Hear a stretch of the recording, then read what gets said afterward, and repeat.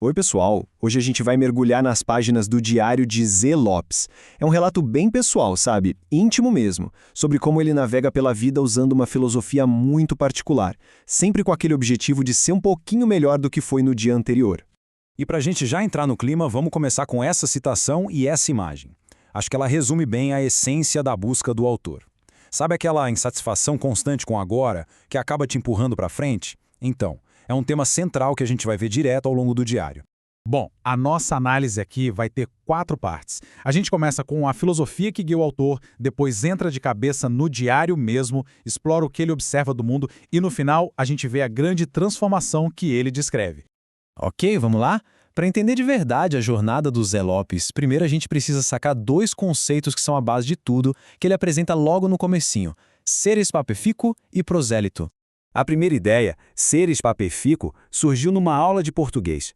Era, na verdade, só um jeito de decorar uns verbos, mas o autor deu um significado totalmente novo para isso. Virou tipo um guia para a vida dele, um mantra, um lembrete diário dos seus objetivos.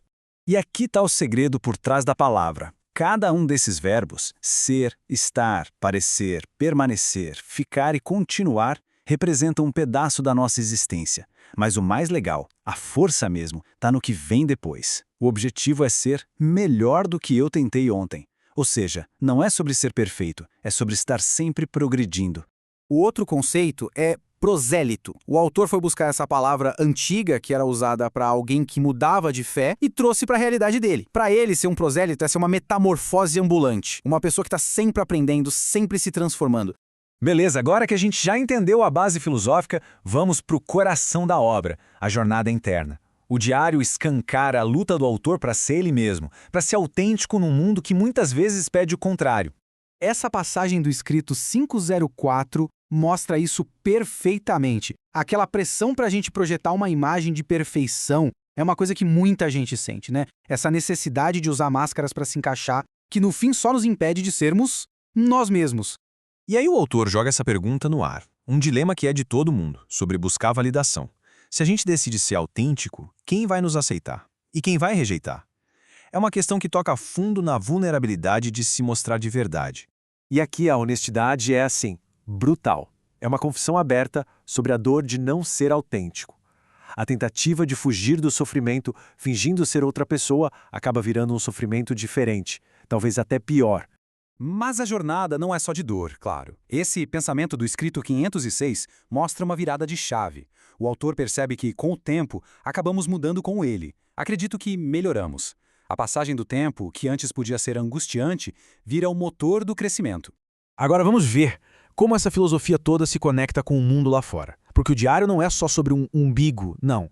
É também um registro de como o autor vê e processa o que está acontecendo na sociedade ao redor dele. Em 2018, o autor registra essa observação bem dura sobre as regras para doação de sangue no Brasil naquela época. É um momento em que uma questão social afeta ele diretamente, sabe? Expõe uma injustiça que ele sentiu na pele. E é aqui que a gente vê a mágica de um diário escrito ao longo dos anos. O próprio autor volta e adiciona uma nota, mostrando que o mundo mudou. O que era uma dor em 2018 se transforma, e isso cria uma narrativa de progresso dentro do próprio texto. Bem legal, né?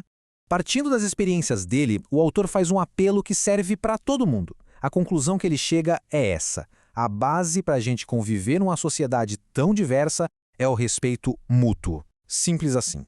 E agora a gente chega na parte final da nossa análise, o momento em que a jornada toda resulta na transformação. O foco aqui é como as dores do passado ganham um novo significado e se tornam fonte de força e autoaceitação.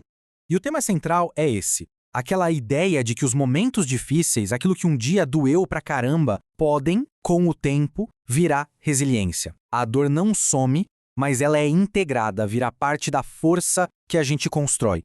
E essa frase é um ponto de virada fundamental. A busca pela aprovação dos outros só se resolve quando a aprovação interna vem primeiro. Essa percepção de que o orgulho próprio tem que vir antes é o grande momento da jornada de autoconhecimento dele. E aqui, a gente fecha o ciclo. A vergonha não só vai embora, ela se transforma numa armadura. A declaração final não é só sobre uma vitória pessoal, é sobre esperança no futuro. É um desejo de que outras pessoas não precisem passar pela mesma batalha para sentir orgulho de quem são. E assim, a gente termina com a pergunta que o diário deixa no ar. Não é sobre atingir a perfeição, mas sobre um processo que nunca acaba. Então, fica essa reflexão. Para cada um de nós, o que será que significa de verdade ser um pouquinho melhor hoje do que a gente foi ontem?